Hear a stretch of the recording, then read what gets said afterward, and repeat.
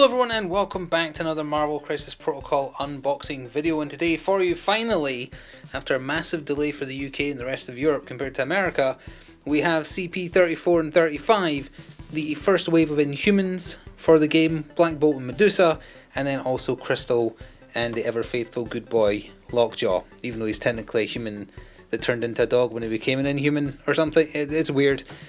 I don't know too much about the Inhumans. I've only read a couple of stories that have them kind of tangentially in them, like Civil War II for instance as well. But I am interested in what they're going to do for the table. So we're going to jump straight in and we're going to do them in order. So the King and Queen of the Inhumans are going to be first, and then we'll take a look at Crystal and Lockjaw right after. So they have been out in America for a little while now, but still, they're new to me. And it has been a while since we've done one of these. I've missed passing supreme judgment on assembly instructions. There we go. So we have our protective cardboard, put that to one side. This is the best part, honestly. Let's see. I've recently become more and more aware of Malfax assembly instructions, so if I'm a little bit kinder to these, that's why. So this is Medusa's. Honestly, seems fairly standard, except attaching the wrist to the forearm. That is utterly pointless. Everything else seems reasonable. Sometimes they're not so great with how to assemble weird twisted chunks like this, like I'm thinking of the metal girder that Magneto's on, or Enchantress's magic that she's standing on. This one seems a bit clearer, especially this back bit. I appreciate them having a separate step for that. That seems okay. Then Black Bolt himself destroying the ground underneath his feet. Again, what's with the wrists to forearms? Maybe it's to make it feel like you're doing more, because it actually seems like very basic instructions here. Yeah. Other than that, which is kind of small and annoying, those get a pass. Those are good. And we'll quickly take a look at the sprue, but again, one of these days I'm going to say the sprue is always perfect and we're going to get sprue that isn't. I don't think that day is today though. This looks fine to me. That's the wrists there, which is annoying. Oh, I didn't realise her face was detached. Was her face detached? Oh, it was. You've got to stick just her bare face with no back of her head onto her neck, because then you attach all the hair to it, obviously, because Medusa's whole shtick is controllable massive hair. That's a little annoying. Like, why not just have that on the neck stump? You're not going to customise Medusa so she doesn't have her hair. Very, very questionable. Did not notice that. Black Bolt, again, other than the tiny wrists, but everything is as it should be. I like the scenery with him. They need more characters that have like the wave of energy coming out from the front of them. And then, I guess what the important stuff is, and by the looks of it, we're going to get a mission in here, thanks to those. Let's crack this open. And see, oh, again, the bags are so tight, don't want to damage the cards. So they must do poison then, or maybe the mission does, because we get some poison, some Inhuman affiliation tokens, bleed, stun, stagger, and then again they're probably for the mission. So we have their cards. We have the Inhumans affiliation. I don't think this has been updated at all online. So we have Black Bolt, Medusa, Crystal, Lockjaw, Beast, and Ronan the Accuser, who apparently is married to Crystal, or engaged, something like that, to make peace with the Kree.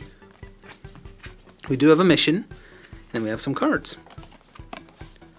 Ooh, another 20 threat one, interesting. Terrigen clouds sweep over the city. 2 Terrigen clouds, so that was on the card. On point C, or map C, I think that's the Gamma Shower's layout. 2 victory points for each mist cloud they secure. During the cleanup, each of the mist clouds may move, and then it poisons. It's kind of like those explosives you can move, except they do damage and poison in this case, which is actually kind of nasty. That's a good way to like get lots of extra damage. Now then, cards. Terrigenesis, which is how the Inhumans are made as I understand it, mostly thanks to that Marvel Avengers game that came out last year.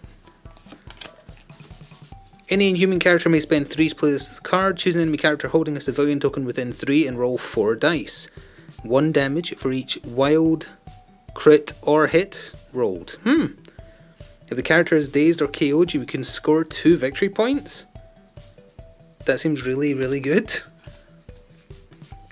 Hey, I know him, that's Karnak. One of the only other Inhumans I know. Although I must admit I don't understand his power. Any number of allied Inhuman characters may spend 2 to play this, and this is called Inhuman Royal Family. Once this round, each character that spent power to play this card may reroll any number of dice in one of their attack or defense rolls. Bitter rivals.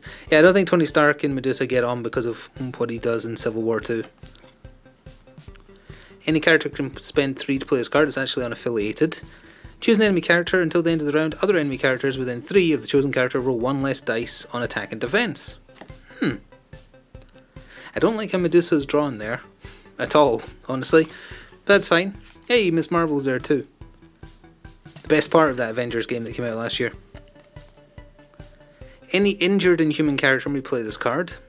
All allied Inhuman characters gain 1 power for each allied injured Inhuman character.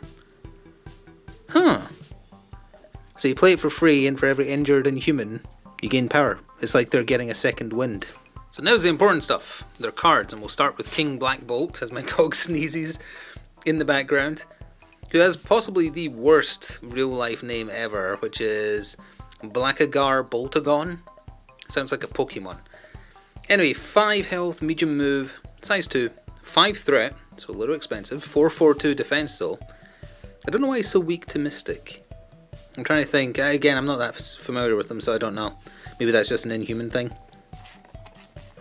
So he's got an Energy Bolt, range 4/5 energy attack. He's got a Master Punch.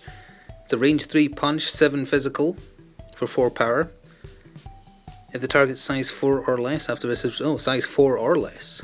That's nice. And then the important part, he's got the King of the Inhumans affiliation. During each of your turns, 1 allied character may spend 1 at any time. If it does, choose an allied character within 3 of it. The chosen character gains 1 power. Okay. It's a bit weird that it specifies during each of your turns, but then says they can spend 1 at any time.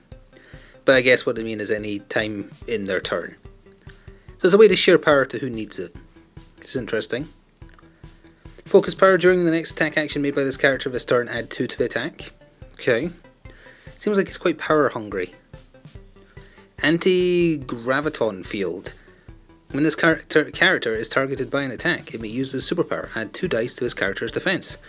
So for 3 power he can buff his attacks, for 2 power he can buff his defense. And then the Inhuman trait that they all share, this character may reroll 1 die in his attack or defense. He has flight, and he's also immune to poison. I think, if I remember rightly, in general, all Inhumans are just immune to poison. How is he able to fly if his power is like sonic waves? So yeah, I do remember this for Black Bolt. On his, he goes from 5 health to 9. He gets serious on his other side, and more importantly, he gets the attack Whisper, which is a 9 energy, 6 power, beam 4 that destroys scenery in the way, because he's actually speaking, and he's only whispering, which is the scary part. It does stagger, destroys all size 2 or less scenery in the way, 9 energy dice, and technically if you were sitting on 10 power, or 6, 7, 9 or 10 power, you could also buff it to 12 dice. Sorry, it adds 2 to the attack rolls. Wait, doesn't it add 3 on this side? Oh no, it is 2. So it would buff it to 11 dice, if you were willing to sink 9 power into it. Which is scary. That's a scary amount of potential damage. It doesn't look like anything else changes on this side though, as far as I can tell. No, doesn't look like it. So now we have Medusa. 6 health, medium move, size 2. You'd think her hair would make her size 3. 4 threat versus the 5 for Black Bolt. She's got Braid Bash and Split End, so she's purely physical. Area 2/7 for 6 power. Good grief. I feel like Atomic Mass Games overestimates the effectiveness of area attacks as opposed to beam attacks, but that's just me. Hair Flip, choose an enemy character size 3 or less within 3, throw it small, for 3 power. Royal Decree, choose another allied character within 2, place it within 1 of this character.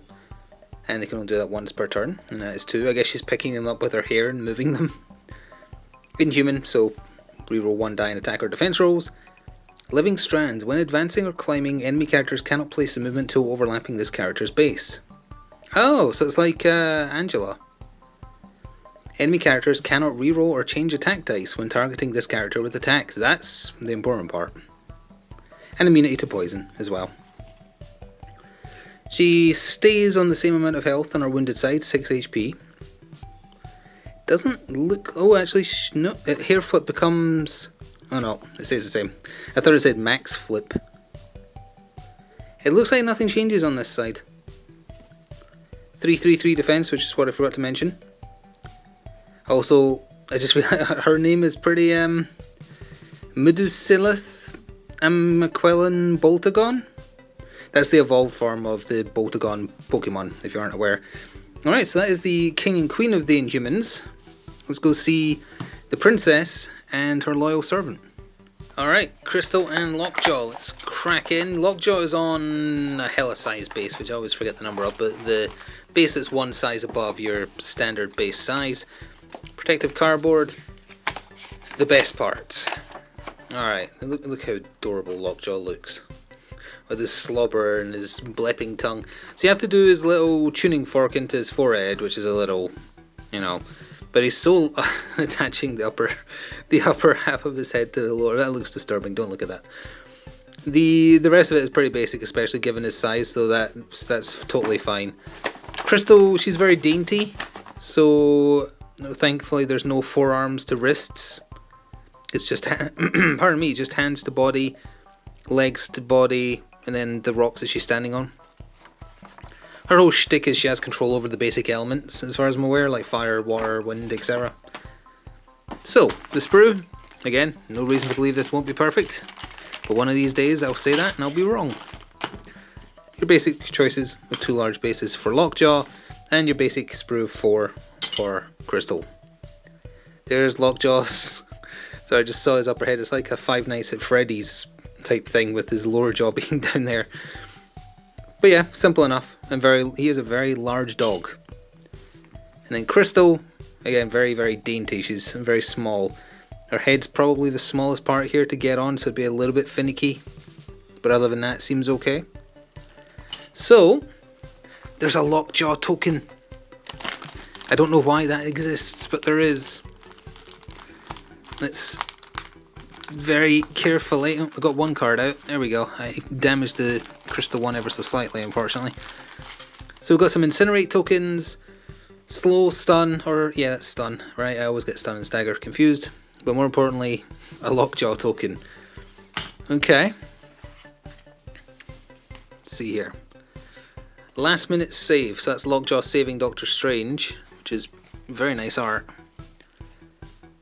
Unaffiliated, when another allied character within 3 of Lockjaw is KO'd, Lockjaw may spend 3. The allied character removes 1 damage and is placed within 1 of Lockjaw, so he teleports them to safety. Very useful card, especially because you don't have to be an Inhumans team to use it. Speaking of which, I feel like Crystal and Medusa are going to do really well in A-Force. The Inhumans might be powerful as well, but I think really in A-Force they'll probably shine. Crystal may spend 2 to play this. Until this character is dazed or until the end of the round, when an enemy character is within 3 of Crystal suffers damage from an allied effect, not an attack, an effect. That's important. After the effect is resolved, that character gains one of the following conditions: Incinerate, Stun, or Slow. So she can hand out negative status buffs, as long as anyone within 3 of her gets wounded by anything, not just an enemy attack. Could be a throw, a push, well, pushes don't do damage, but I wonder if that would count status effects. Like existing ones, I mean. Not sure. To the cards. I'll start with Lockjaw just because he happened to be the first one I grabbed. 6 HP, small movement, size 3, 3 threat, which is relatively cheap I think, 333 defense. I love the art. He's blepping like my dog is right now when she looks at me and whines, because I'm not giving her attention until I finish recording this. 3 power on Drop It. Choose an interactive terrain feature size 3 or less within 2 and throw it medium. Only a terrain feature. Interdimensional Bloodhound for 3. Choose an enemy an enemy character, not allied. Allied characters roll 1 additional attack when targeting the chosen character. Teleport for 2, but it counts as an action. Choose this character or another one within 3 and place it within 3. Wow, that's a lot of distance. A character can only be placed once a turn this way. Got the Inhuman stat. Who's a good boy? At the start of each of his characters, it's going to be very hard not to say that like that, by the way. At the start of each of his character's activations, if there's an allied character within 2, he gains 3 power. And that's on top of the 1 he would get just for the power phase. Wow. He loses 1 HP on his wounded side. I think everything else is the same. And he just has a basic bite. He's another kind of like Wong character. He's a support character, but in a different way. As he get a text message. I'm going to look at that very quickly, and then we'll take a look at Crystal's card. Alright, Crystal. Real name, Crystalia Amaquillin, because she's Medusa's sister, I think. Not, that isn't their daughter. 5 health, long movement, 3 threat, 3/3/3 defense, so right down the middle. Earth, she's got, 4 attacks, 2 physical, 2 energy. She's got earth, air, water, fire. You should have done fire, water. Actually, no, I'm trying to remember, how did they do it in Captain Planet? Earth, air, wind, and fire? I think that's how they said it. Wait, no, earth and wind, air and wind are the same thing. Look, Captain Planet was from a really long time ago. Don't worry about it. Anyway, they do various statuses depending on which one she does. The earth one stuns, the air one pushes, the hydrokinesis with the water slows, and the fire incinerates. They are all 0 cost, which is interesting. They don't roll great dice though. Elemental Onslaught for 4 power. After an attack made by this character is resolved, it may use the superpower. This character makes an attack action and may choose, or must choose, an attack it has not used yet. Enemy characters performing a shake action while within 3 of this character may not remove, incinerate, slow, or stun. That's going to be a pain to remember, but if you do remember, that could be very important depending on your team. Okay. So she dishes out status effects and then she makes it difficult to remove them, or impossible if you're within 3. Then she has the Inhuman trait. She can fly, she's immune to poison. She stays on 5 HP on her wounded side.